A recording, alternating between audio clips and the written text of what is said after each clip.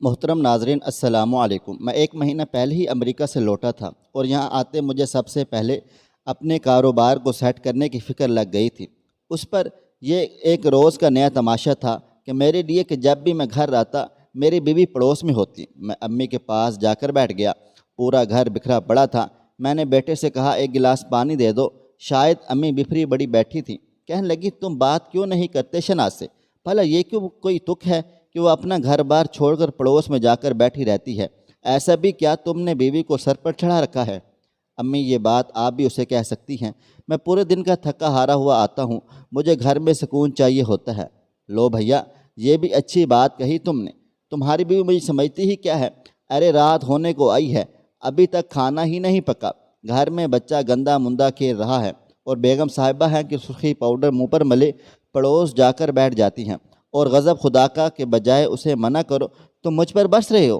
اماں کا غصے کے مارے برا حال ہو چکا تھا، جبکہ میں نے اپنا سر دونوں ہاتھوں میں تھام لیا تھا۔ میں تنگ آ چکا تھا۔ اتنے میں میری بیوی تیار شیار منہ پر میک اپ کیے، گہرے نیلے رنگ کا لباس پہنے، اچھے سے دوپٹہ سر پر لیے ہنستی مسکراتی ہوئی گھر میں داخل ہو رہی تھی۔ ایک طرف گھر کی حالت بکھری ہوئی تھی تو دوسری طرف وہ خود کو ایسے تیار کر رکھا تھا جیسے کسی شادی سے ہو کر آ رہی ہو۔ دیکھ رہے ہو اس کی تیاریاں، کوئی گل نہ کھلائے تو کہنا، اماں نے پان کو منہ میں ڈالتے ہوئے میرے کان میں کہا۔ ان کی بات سنتے ہی میرا دماغ گھوما تھا۔ اس نے ہاتھ میں پکڑے بڑے سے باؤل کو نیچے رکھا تھا۔ کہاں سے آ رہی ہو؟ میری آواز ذرا اونچی ہو گئی تھی، روز کی چک چک سے تنگ آ گیا تھا۔ ارے کیا ہو گیا ہے؟ اتنا زور سے کیوں بول رہے ہو؟ بیری تو نہیں ہوں میں۔ شناز نے کانوں کو ہاتھ لگایا تھا، پھر بیٹے سے کہنے لگی دسترخوان لگاؤ، میں روٹی ڈال دوں۔ وہ کچن کی طرف بڑھ گئی، جبکہ میری بات کا جواب دینا تو جیسے اس کے لیے ضروری ہی نہیں تھا۔ یہ دیکھ کر اماں میرے قریب ہو کر بولی، دیکھ رہے ہو اس کے تیور، تم نے ہی سر پر چڑھا رکھا ہے۔ ایک دن تیری ناک کٹوائے گی اور زمانے بھر میں بدنام کرے گی، پھر سمجھ آئے گی تمہیں۔ میں ان باتوں سے تنگ آ چکا تھا، اس لیے اکتا کر بولا، اماں بس بھی کر دو، اب تھکا ہوا آتا ہوں میں خود بیزار ہو چکا تھا۔ دل و دماغ کی جنگ الگ چل رہی تھی۔ نہ سن میری، دیکھ لینا پچھتائے گا۔ ماں کی تو سنی ہی نہیں، بڑا آیا بیوی کا غلام، وہ بولتی چلی جا رہی تھی اور میں سن ہوتے دماغ کے ساتھ سب سنتا چلا گیا۔ چلو اب کھانا کھا لو، سب بار بار گرم نہیں کرنا۔ میں نے شناز کی آواز پر سبھی دسترخوان پر بیٹھ گئے۔ کل تک میری ماں کو شناز میں ہزار گن نظر آتے تھے اور آج بخش نقص ہی نقص۔ میں ان مردوں میں سے نہیں تھا کہ بیوی پر شک کرتا اور اپنی زندگی اجیرن کر لیتا، لیکن شہناز کی حرکتوں نے مجھے پریشان کر دیا تھا۔ یہ باؤل تم پڑوس سے کیوں لائی ہو؟ میرے اس طرح سے سوال کرنے پر وہ تھوڑا گھبرائی تھی، مجھ سے نظریں چرانے لگی۔ ماتھے پر آیا پسینہ صاف کیا تھا۔ ارے آپ تو جانتے ہیں نا، انم کو بڑی محبت ہے اس کو مجھ سے، بس میں ذرا سا اس کا حال چال ہی معلوم کرنے گئی تھی کہ باتوں میں لگ گئی اور پتہ ہی نہیں چلا کہ اتنا وقت ہو گیا۔ پھر وقت دیکھا تو میں ڈر گئی، کھانا بھی تیار نہیں تھا اور آپ کے آنے کا وقت بھی ہو چکا تھا، تو بس میری محبت میں جو اس نے پکایا تھا آدھا مجھے دے دیا اور آدھا خود کے لیے رکھ لیا۔ جلتی جلتی کہتی وہ اپنی پلیٹ اٹھا کر کچن میں چل دی، جیسے اب کچھ دیر اور رکی تو اس کی چوری پکڑی نہ جائے۔ پہلی بار شناز کے رویے پر میرا دل ٹھٹکا تھا۔ اس کی حرکات اور اماں کی باتوں نے آخرکار مجھے بھی سوچنے پر مجبور کر دیا تھا کہ شاید کہیں کوئی مسئلہ ہے۔ میں نے دل ہی دل میں اب سوچ لیا تھا کہ اب شناز کو صاف منع کر دوں گا کہ وہ پڑوس میں نہ جائے۔ رات جب میں نے اس سے یہ بات کہی تو وہ ہتھے سے اکھڑ گئی تھی۔ کہنے لگی خود تو تم 5 سال بعد پردیس میں گزار کر آئے ہو اور میرا تم کو ذرا بھی خیال نہیں تھا تمہیں کہ شادی کے چند ماہ بعد ہی تم چلے گئے تھے۔ یہ کہہ کر وہ زاروں قطار رونے لگی۔ بات تو صحیح تھی۔ پھر بولی کہ مجھے بھی دل لگانا تھا، آپ کی اماں تو ہر وقت کڑوی کسیلی ہی سناتی رہتی ہیں، اس لیے میں نے پڑوسیوں کی عورتوں سے دل لگا لیا۔ پورا دن تو گھر کے کام کاج کرتی رہتی ہوں، وہ آپ کو نہیں دکھتا، بس کچھ دیر پڑوس چلی جاؤں تو قیامت آ جاتی ہے۔ وہ روئے چلے جا رہی تھی۔ اس کی بات بھی غلط نہ تھی۔ میں نے بہرحال پیار سے شناز کو چپ کروایا۔ اگلے دن چھٹی تھی، اس لیے میرا ارادہ دیر تک نیند پوری کرنے کے بعد کہیں اٹھنے کا تھا، لیکن میرے 6 سال کے بیٹے کے زور زور سے رونے پر میری آنکھ کھل گئی تھی۔ میں بری طرح سے بیزار ہوا تھا۔ میں اٹھ کر بیٹھ گیا۔ شناز کو پکارنے لگا، کیا بات ہے بھائی، ایک دن تو ملتا ہے گھر میں آرام کرنے کا، اوپر سے گھر میں سکون نام کا کوئی نام ہی نہیں۔ اور میں نے غصے سے چلاتے ہوئے باہر نکلا تھا، اور اماں سامنے اپنے مخصوص تخت پر بیٹھی تھیں۔ مجھے دیکھ کر بولی، ارے میاں ہم پر کیا بول رہے ہو؟ اپنی بیوی کو کہو نا، صبح ہوتے ہی نکل جاتی ہے پڑوس میں، گھر کا تو ہوش ہی نہیں، کب تک یہ سب میں دیکھوں گی؟ اماں نے غصے سے کہا تھا، اور منع کو کل کی سوکھی روٹی کا ٹکڑا پکڑا دیا ہے۔ وہ بھوک کی وجہ سے رو رہا تھا، جیسے وہ منہ میں ڈال کر چبانے کی کوشش کرنے لگا۔ یہ دیکھ کر مجھے شناز پر بہت زیادہ غصہ آیا تھا، عجیب لاپرواہ تھی، کدھر گئی ہے وہ؟ میں نے پورے گھر میں نظر دوڑائی تھی، وہ کہیں بھی نہیں تھی۔ کچی نیند سے جاگنے کی وجہ سے دماغ ابھی تک سن سا ہوا تھا۔ اماں مجھے پر شروع ہو گئیں، بہرا ہے کیا؟ ابھی تو کہا ہے گئی ہے سیر سپاٹے کو، جب دیکھو پڑوس میں ہوتی ہے، نہ گھر کا خیال ہے نہ اپنی اولاد کا۔ بچے کا حال دیکھو، بھوک سے رو رو کر گھر کو سر پر اٹھا لیا تھا، لیکن اس عورت کو احساس ہی نہیں۔ پھر اپنے آنسو دوپٹے سے صاف کرتے ہوئے کہنے لگی، ہائے کیا سوچا تھا کہ بہو کو لے کر آؤں گی، آرام ملے گا کچھ، کتنے ارمانوں سے اسے دلہن بنا کر لائی تھی، لیکن توبہ توبہ کیا رنگ دکھایا ہے۔ تیرے جانے کے بعد خالد تجھے کیا بتاؤں؟ اماں پھر سے وہی باتیں شروع کر چکی تھی۔ پہلے تو ان سب باتوں پر میں نے دھیان ہی نہیں دیا تھا، میں اپنے کاروباری مسئلوں میں الجھا رہا، لیکن جیسے جیسے میری مصروفیات میں کمی آتی چلی گئی، اماں کی باتوں نے دماغ میں نئی سوچیں ڈالنا شروع کر دی تھیں۔ ابھی میں کچھ کہتا کہ وہ دروازے سے اندر داخل ہوئی۔ آج وہ کل سے بھی زیادہ تیار تھی، میری پسند کا لال رنگ پہنا ہوا تھا، ساتھ ہی ہم رنگ چوڑیاں بھی تھیں۔ ابھی یہ سب دیکھ ہی رہا تھا کہ میری نگاہ اس کے ہاتھ میں موجود برتن پر گئی۔ چھوٹے سے پیالے کے اوپر کپڑا تھا۔ اب یہ کیا لائی ہو؟ اس سے پہلے کہ وہ کچن میں جاتی، میں نے اس سے بیچ راستے میں کھڑے ہو کر سوال کر دیا، اف، ایک تو آپ جب دیکھو سوال ہی سوال کرتے رہتے ہو۔ وہ تھوڑا سا جھنجھلا گئی تھی، چینی لینے گئی تھی، صبح تو آپ بڑے مزے سے سو رہے تھے، آپ کو جگاتی تو آپ نے غصہ کرنا تھا، اس لیے سوچا کہ یہیں پڑوس سے مانگ لیتی ہوں۔ بہو، 1 گھنٹے سے چینی ہی لے رہی تھی تم؟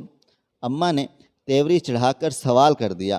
اماں کے سوال پر میری سوالیہ نگاہیں بھی اس کی جانب اٹھ گئی تھیں۔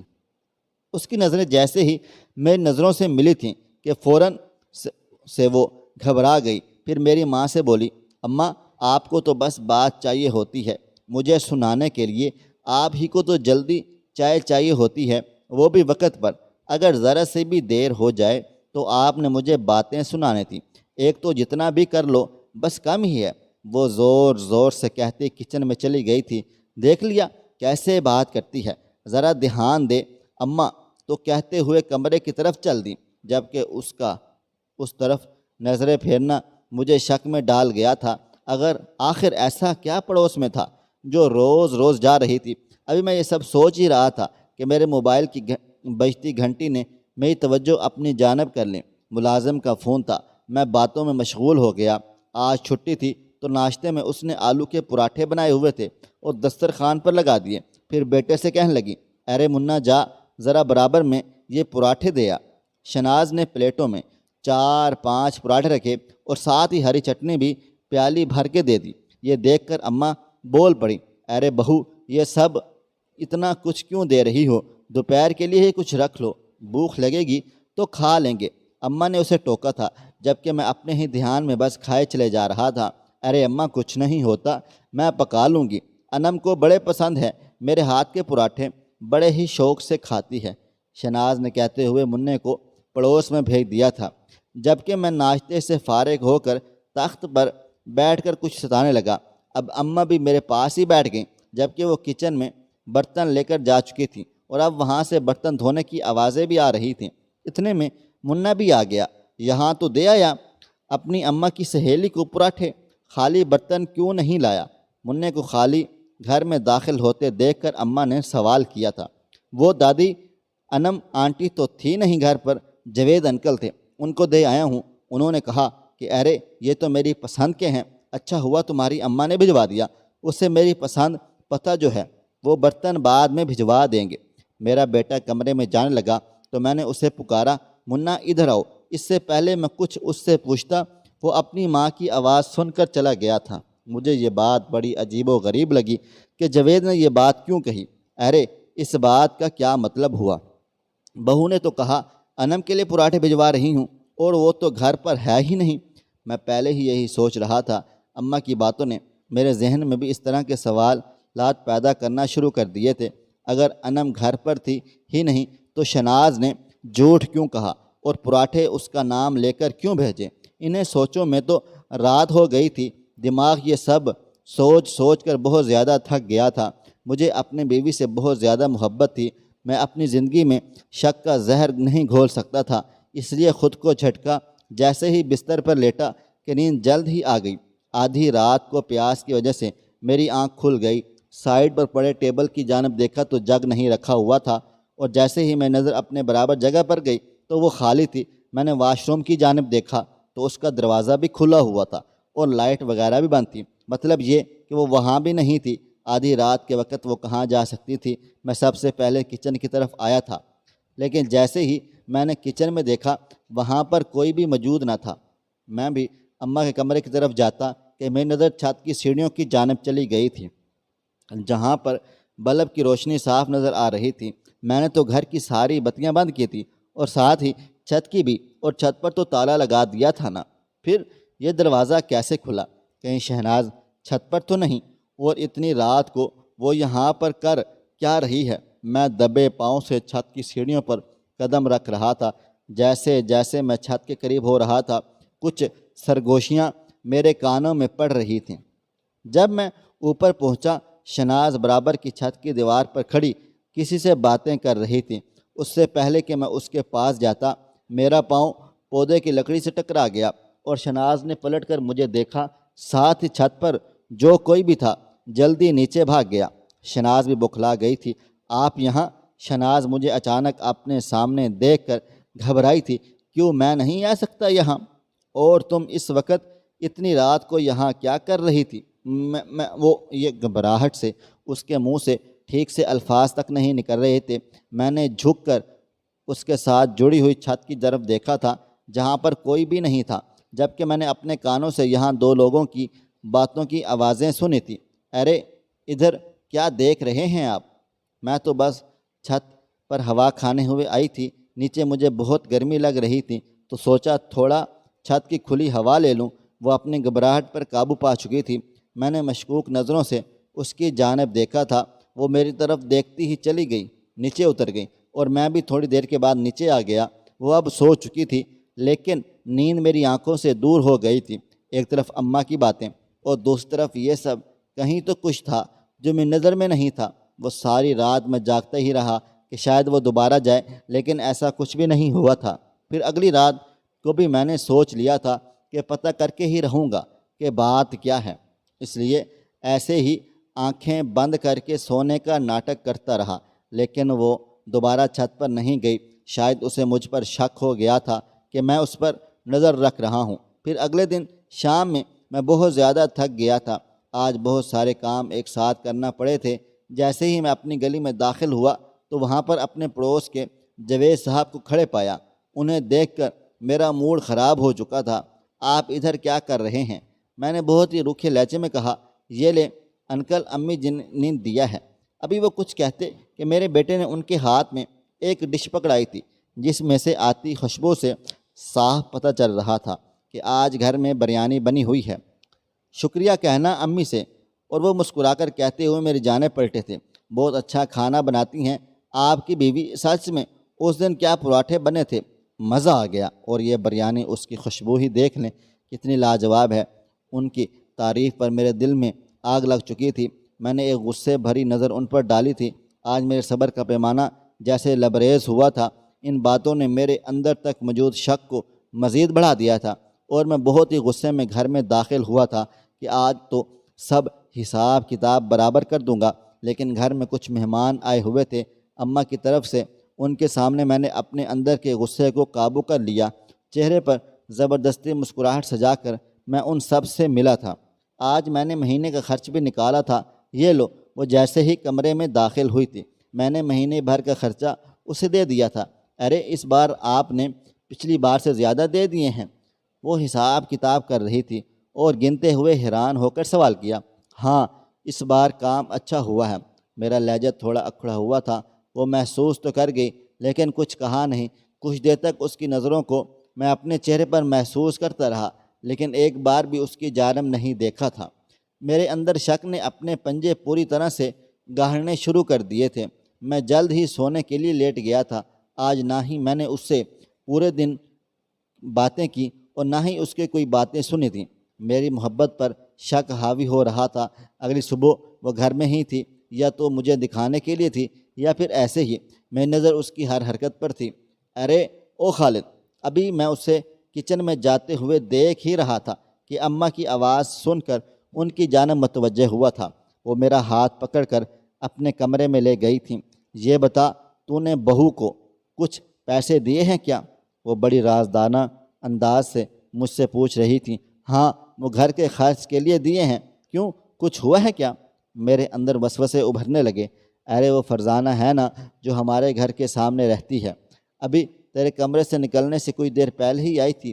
کہہ رہی تھی کہ اماں، لگتا ہے تم تو بہت بڑی امیر ہو گئی ہو جو بہو اس طرح پیسے لٹا رہی ہے۔ ایسا کیوں کہا اس نے؟ میں حیران و پریشان تھا۔ ارے میں نے بھی یہی سوال کیا۔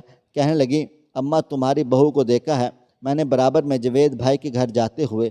اس کے ہاتھ میں کچھ نیلے نوٹ تھے جنہیں وہ چھپا چھپا کر ادھر ادھر دیکھتی ہوئی چلی جا رہی تھی۔ پھر جب وہ ان کے گھر سے نکلی تو اس کے دونوں ہاتھ خالی تھے۔ اماں نے بڑے آرام سے ساری بات مجھے بتائی تھی۔ میرا دماغ تو غصے کے مارے ہل گیا تھا۔ میں تو کہتی ہوں ذرا چیک تو کر کتنے پیسے دے کر آئی ہے۔ اماں کے سوال کرنے پر میں نے بھی کمرے کی جانب اپنے قدم بڑھا دیے تھے۔ مجھے پتہ چلا تھا کہ وہ اپنے کپڑوں کے نیچے لفافے کے اندر گھر کے خرچ کے پیسے رکھتی تھی۔ میں نے وہ لفافہ نکالا تھا اور پیسے گننے لگا۔ جیسے جیسے میں گنتا چلا گیا میرا دماغ گھومتا گیا۔ پورے 5,000 کم تھے، مطلب وہ ایسے ہی میری محنت کی کمائی کو لٹا رہی تھی۔ شہناز، میں نے غصے میں زور سے اسے آواز دی اور پیسے لے کر باہر نکلا۔ وہ کچن سے نکلی تھی۔ اس میں سے 5,000 کہاں ہیں؟ کیا لیا ہے تم نے؟ میرے سوال پر اس کے چہرے کا رنگ اڑ گیا تھا۔ وہ میں سچ بتاؤ کہاں لٹا کر آئی ہوں میری محنت کی کمائی کو؟ اب کی بار میں نے زور سے دھاڑا تھا۔ میرے اتنے زور سے چلانے پر اس کی آنکھوں سے آنسو بہنے لگ گئے تھے، لیکن اس وقت مجھے کسی بھی بات کی کوئی پرواہ نہ تھی۔ کیا پوچھ رہا ہوں میں؟ بتاؤ مجھے، کب سے سب دیکھ رہا ہوں لیکن چپ تھا۔ آج تو پانی سر سے اوپر چلا گیا۔ آپ اس طرح کیوں بول رہے ہیں؟ وہ تڑپ گئی۔ میری باتیں سن کر تو کیا کہوں؟ چھت پر اس دن اکیلی گئی تھی اور میں نے خود اپنی کانوں سے سنا تھا، وہاں پر کوئی اور بھی تھا، لیکن تم نے جھوٹ کہا مجھ سے۔ کیا ہے یہ سب کچھ؟ میرے صبر کا پیمانہ لبریز ہو گیا تھا۔ آج دل کی ساری بھڑاس نکال دی تھی۔ میری باتیں سن کر اس نے اپنے آنسو صاف کر لیے اور میرا ہاتھ پکڑا تھا۔ ادھر آئیں، چلیں میرے ساتھ۔ اس نے اپنے ہاتھ میں ایک پلیٹ لی اور میرے ساتھ چل دی۔ میں بھی ان سب سوالوں کے جوابات چاہتا تھا، اس لیے اس کے ساتھ چل دیا۔ وہ مجھے 2 گھر چھوڑ کر ایک پرانے سے گھر میں لے آئی تھی جہاں دروازہ بس نام کا ہی تھا۔ پرانے خراب سے پردے کی مدد سے اسے دروازے کی شکل دے دی گئی تھی۔ باہر سے زیادہ حالت اندر کی خراب تھی۔ جگہ جگہ سے گھر خراب ہو چکا تھا۔ کچن کے نام پر صحن میں کچھ برتن اور سامان رکھا ہوا تھا اور ساتھ ہی لکڑیاں رکھی ہوئی تھیں۔ وہیں پر 2 بچے اپنے ہاتھوں میں کھلونوں کی جگہ پتھروں سے کھیل رہے تھے۔ ان کے کپڑے دیکھ کر مجھے پتہ چل گیا تھا کہ یہ کس کے کپڑے ہیں۔ وہ میرے بیٹے کے کپڑے تھے۔ جیسے ان کی نظر ہم پر گئی، شناز کے ہاتھ میں پلیٹ دیکھ کر ان کے چہرے چمکے تھے۔ وہ جلدی سے آگے بڑھے اور فوراً سے پلیٹ لے کر اندر موجود چاول کھانا شروع کر چکے تھے، جیسے نہ جانے وہ کب سے بھوکے ہوں۔ ایک کے بعد ایک نوالا منہ میں ڈال رہے تھے۔ سوچو ذرا، ان کی جگہ اگر ہمارا بیٹا ہو تو؟ شناز کی آواز نے مجھے اندر سے ہلا ڈالا تھا۔ ارے آپ لوگ آئیں نا۔ تبھی انم کی کمزور سی آواز آئی تھی، ادھر بیٹھ جائیں۔ انہوں نے 2 پرانی کرسیوں کی جانب اشارہ کیا تھا۔ ہم دونوں بیٹھ گئے۔ وہ خود بھی پاس پڑی ٹوٹی پھوٹی سی چارپائی پر بیٹھ گئی تھی۔ شناز، میں کیسے تمہارا شکریہ ادا کروں؟ مجھے سمجھ نہیں آتا۔ جب سے ان کی دکان بند ہوئی ہے فاقوں کی نوبت آ گئی تھی۔ ہم تو جیسے تیسے گزارا کر رہے تھے، لیکن بچوں کی بھوک برداشت نہیں ہو رہی تھی۔ سچ میں بھائی ہیرا ہے آپ کی بیوی، بہت خیال رکھتی ہے۔ ہمارا چھپ چھپ کر مدد کرتی ہے تاکہ ہمارا بھرم قائم رہے، ہمارے کھانے کے برتن میں کھانا دے جاتی ہیں تاکہ کسی کو پتہ نہ چلے، اور کبھی شکر تو کبھی تیل لینے کے بہانے دے جاتی ہے۔ سچ میں بھائی کون کرتا ہے آج کے اس دور میں، وہ نم آواز میں کہہ رہی تھی، اور میرا سر شرمندگی کے مارے جھکتا ہی چلا گیا تھا۔ اس دن میں گھر میں کام کرنے گئی تھی، اسے پتہ تھا، پیچھے سے پراٹھے بنا کر بھیج دیے۔ سچ میں دن رات دعائیں نکلتی ہیں آپ کے لیے، آپ کی بیوی کے لیے۔ ابھی صبح ہی اس نے مجھے پیسے دیے ہیں تاکہ میں تھوڑا سا بہت راشن ڈال لوں، گھر میں 2 وقت کی روٹی آسانی سے مل جائے گی۔ اس بے روزگاری کے دور میں بہت زیادہ مشکل ہو گیا ہے سب۔ وہ اب رو رہی تھیں۔ گھر کے میں بچوں کی حالت دیکھ کر میرا اپنا دل بھی بہت زیادہ دکھی ہو گیا تھا۔ بچے بچے ہوتے ہیں نا سب کے ایک جیسے معصوم سے۔ میں کیا سے کیا سوچ رہا تھا، اور کہانی کیا تھی۔ ہمیں خود کو بہت پستی میں محسوس کر رہا تھا جو اپنی بیوی پر شک کر بیٹھا۔ ہم دونوں اب گھر سے نکل چکے تھے۔ میں یہ سب کسی کو نہیں بتانا چاہتی تھی، میں کسی کا بھرم نہیں توڑنا چاہتی تھی۔ ہم اپنے گھروں میں پیٹ بھر کر کھانا کھائیں، ہمارے بچے اچھے سے اچھا پہنیں، اور وہیں ہمارے پڑوس میں کوئی بھوک سے تڑپ رہا ہو، اور ہمارے فریج بھرے رہیں کل کے لیے۔ کیوں خالد، ہم کیوں زیادہ پکا کر کچھ حصہ نہیں نکال سکتے؟ اپنی کچھ ضروریات کو کم کر کے کسی کے گھر کا چولہا نہیں جلا سکتے؟ اس کے سوالوں نے میرے اندر ہلچل کر دی تھی۔ وہ ٹھیک کہہ رہی تھی۔ کیوں ہم اتنے بے خبر ہوتے ہیں؟ کیوں کسی کی آنکھوں میں خشک آنسو نظر نہیں آتے؟ کیوں کسی کی بچے کی بھوک ہمیں محسوس نہیں ہوتی؟ کیوں ہم صرف اپنا پیٹ بھر دیکھنا چاہتے ہیں؟ تم نے یہ سب پہلے کیوں نہیں بتایا؟ اور اتنا چھپ کر کیوں کر رہی تھی؟ اماں کی وجہ سے، وہ نہیں کرنے دیتی، اسی لیے پھر یہ سب چھپ کر کرنا پڑا۔ چھت پر بھی ہوا کھانا دینے گئی تھی تاکہ وہ لوگ بھوکے نہ رہیں۔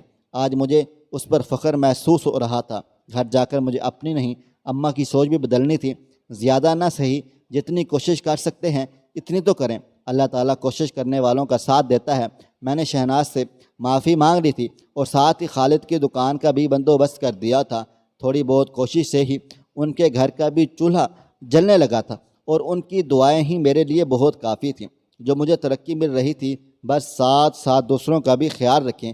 کچھ نہ کچھ صحیح دعاؤں جیسا صحیح قیمتی خزانہ ملے گا جو بہت ہی زیادہ نایاب ہے۔ خواہش صرف اتنی ہے کہ کچھ الفاظ لکھوں جس سے کوئی گمراہی کے راستے پہ جاتے جاتے رک جائے، اور نہ بھی رکے تو سوچ میں ضرور پڑ جائے۔ پیارے دوستو، اگر آپ کو ہماری آج کی کہانی پسند آئی ہو تو اس ویڈیو کو لائک ضرور کیجیے گا، اور اپنے دوستوں کے ساتھ شیئر بھی کیجیے گا۔ اور ہاں، اگر آپ نے ابھی تک ہمارا چینل سبسکرائب نہیں کیا ہوا تو ضرور سبسکرائب کر لیں۔ ملتے ہیں کل ایک نئی اور دلچسپ کہانی کے ساتھ، اور اپنا ڈھیر سارا خیال رکھیے گا۔ اللہ حافظ۔